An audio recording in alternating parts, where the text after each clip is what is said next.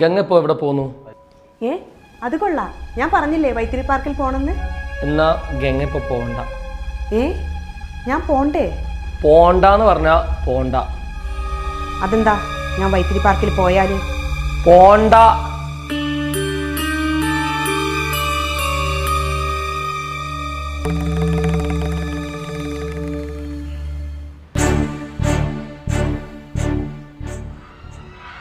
വിടമാട്ടെ